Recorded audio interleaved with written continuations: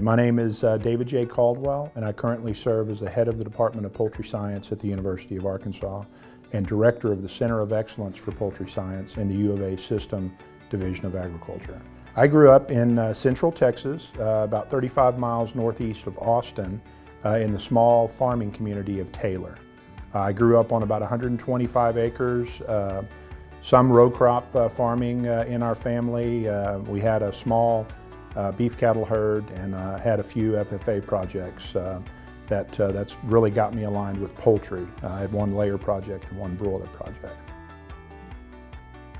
I didn't leave high school completely sold on poultry science. I actually began my undergraduate career as a wildlife biology major at Texas A&M University. But in the spring semester of my freshman year, I learned that that major had a 20% job placement rate, and I didn't feel very comfortable with that. And again, poultry was to an extent in my background, and I walked across campus to West Campus where ag was based on the campus at Texas A&M, and that afternoon I became a poultry science major.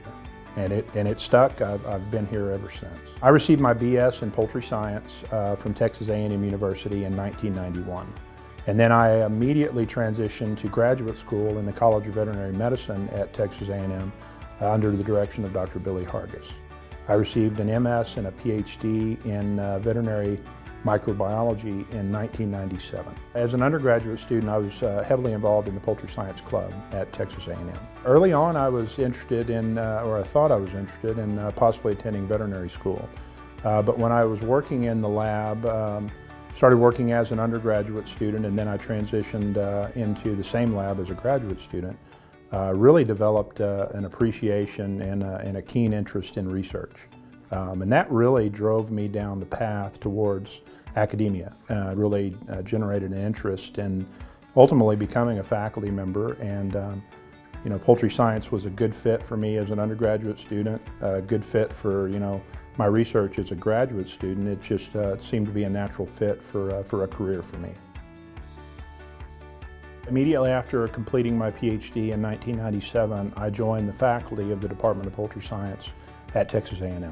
A great experience, always a bit stressful, nerve-wracking to begin an academic career as an assistant professor, but really enjoyed the fit. I loved teaching, always got a lot of satisfaction out of that, and mentoring graduate students and conducting research that had application to our industry stakeholders always meant a great deal to me. But in 2008, I received the then it was the Purina Mills Land O'Lakes Poultry Science Association Teaching Award. And because teaching was always very, very important to my career, that meant a great deal to me. And I'll never forget being recognized with that award. So that's definitely a memory that stands out for me. I've been a member of the Poultry Science Association since 1991. For the Poultry Science Association, I've served as an at-large director between 2009 and 2012, and then I was elected to the executive board in 2013, and I served as president of the association in 2015, 2016. So those were remarkable experiences for me, and I really enjoyed serving the association in that way. Well, the Poultry Science Association has had a great deal to do with any success that I've had in my professional career. I attended my first meeting in the summer of 1991. That was in College Station on the campus of Texas A&M. I was just beginning graduate school at the time, and it was a very, very profound experience for me. I got to meet people I'd never met before, really enjoyed the meeting. Really the first professional scientific meeting I'd ever attended, and it just stuck. I think since 1991 I've missed one annual meeting, and it's just really become what we do over the summer. So it's had a tremendous effect on me, and I'm very grateful to the support I've received through the association. Challenges that they're experiencing now I think are going to persist. We're always going to have concerns that consumers place on the industry with regard to safety and wholesomeness of food products. things like sustainability, clean energy, water efficiency, animal welfare is huge and will be huge in the future. So those issues are very real right now, and I think they will be very real forever in our lifetime.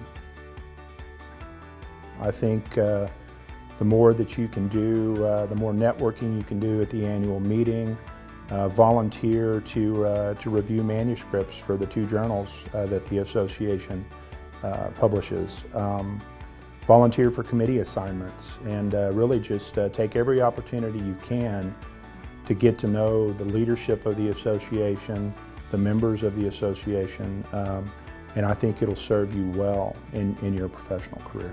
I would say that my motto is to try to treat people fairly, with kindness, with respect, and really try to go about everything in my life with honesty and integrity at the forefront. I'm still very surprised, almost shocked. I think it was at the meeting I attended in Canada, I believe the year was 1995, perhaps 1996, in Edmonton, Alberta. And at the banquet that year, I think that was the first year that I really noticed the association inducting fellows in, and I could see how much it meant to those individuals who were being inducted. And really, it's just a tremendous honor. It's nothing I would have ever expected. I'm very, very surprised, but I'm also very honored. It means it means a great deal to me. It really does. To me, it's really like the ultimate achievement. I'm not sure that there's any other honor or recognition that I could receive that would top this. The association's been a very, very important part of my professional life, and many years of friends, colleagues, and all of us getting together once a year at the meeting, and to be recognized in this way, it means a great deal.